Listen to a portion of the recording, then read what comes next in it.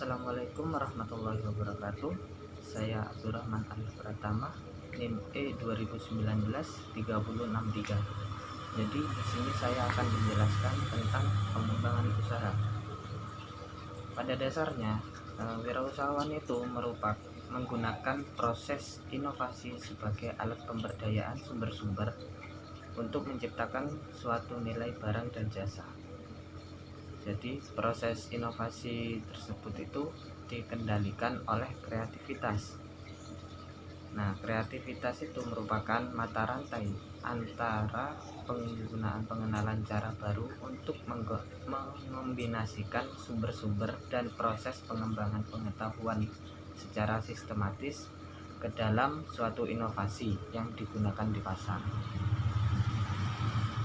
Lalu manajemen kewirausahaan menyangkut semua kekuatan perusahaan yang menjamin bahwa usahanya betul-betul eksis.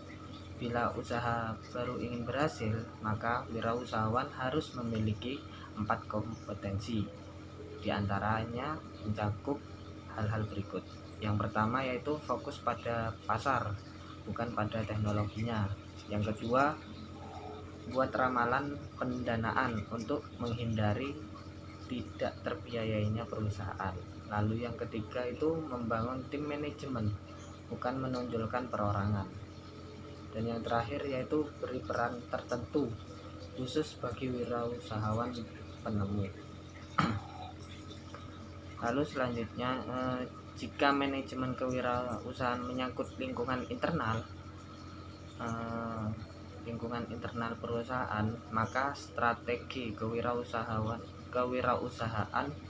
menyangkut kesesuaian kemampuan internal dan aktivitas perusahaan dengan lingkungan eksternal, di mana perusahaan harus bersaing dengan menggunakan keputusan-keputusan yang strategis. Adapun strategi yang biasa digunakan yaitu yang pertama, berada pertama di pasar dengan produk dan jasa baru. Jadi strategi pertama ini sering dipilih oleh wirausahawan meskipun paling beresiko, karena setelah strategi pertama sukses, selanjutnya mempertahankan posisi kepemimpinan pasar. Lalu yang kedua itu posisikan produk dan jasa baru tersebut pada pasar segmen yang tidak terlayani. Jadi untuk strategi kedua ini menyangkut pengembangan keterampilan untuk menanggapi peluang yang diciptakan oleh perusahaan yang berada di pasar pertama. Yang sering terjadi adalah banyak peniru, memperbaiki atau memodifikasi barang dan jasa untuk menciptakan nilai yang lebih tinggi bagi pembeli. Jadi bila demikian, wirausahawan perlu memindahkan daya saingnya ke segmen pasar lain dengan mendominasi segmen pasar kecil yang dipandang perusahaan besar tidak memiliki peluang. Lalu yang ketiga ada fokuskan barang dan jasa pada relung yang kecil tetapi tidak bertahan. Jadi strategi yang ketiga ini merupakan perubahan karakteristik produk, pasar, atau industri yang berbasis pada inovasi. Strategi ini dilakukan dengan merubah produk dan jasa yang sudah ada, misalnya mengubah manfaatnya, nilainya, atau karakteristik ekonomi lainnya. Strategi ini menciptakan inovasi dengan salah satu cara, yaitu yang pertama menciptakan manfaat, yang kedua meningkatkan nilai inovasi, yang ketiga beradaptasi dengan lingkungan sosial ekonomi pelanggan, yang keempat menyajikan apa yang dianggap bernilai oleh pelanggan.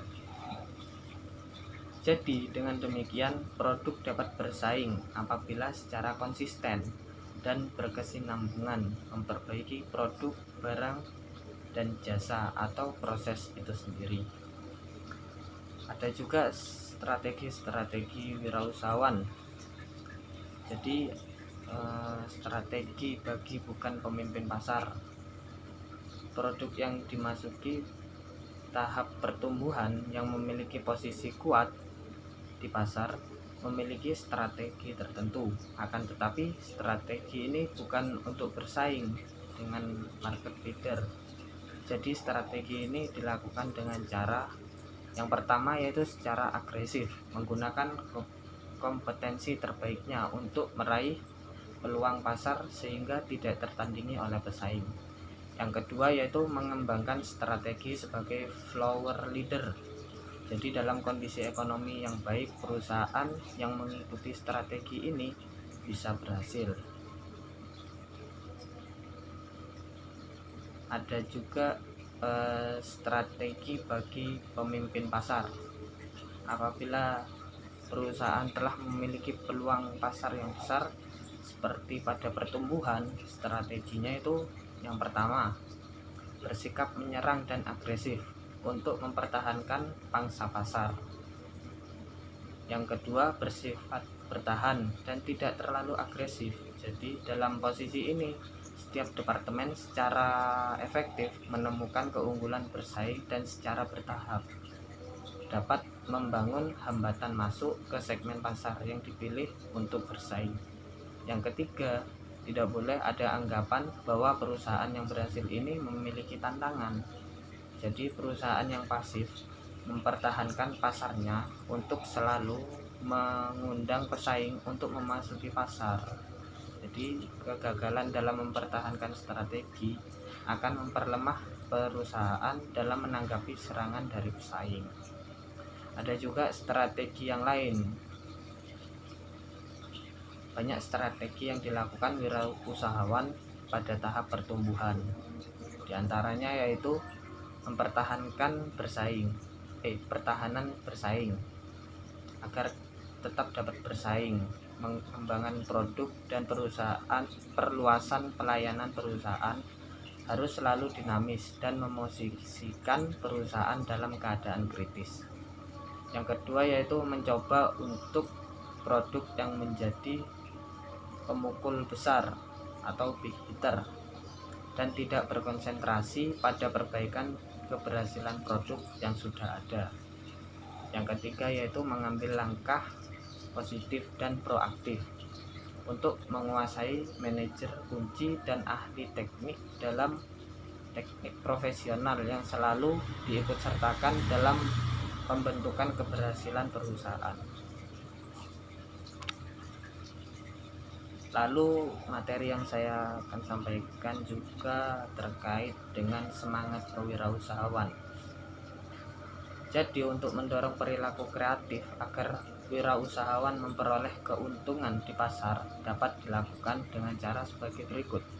Yang pertama, mendidik wirausahawan tentang bagaimana pelayanan perusahaan khususnya dan tentang alasan mereka membeli produk dan jasa, tentang masalah yang dihadapi pelanggan, dan tentang apa kebutuhan yang serta keinginan yang spesifik dari pelanggan.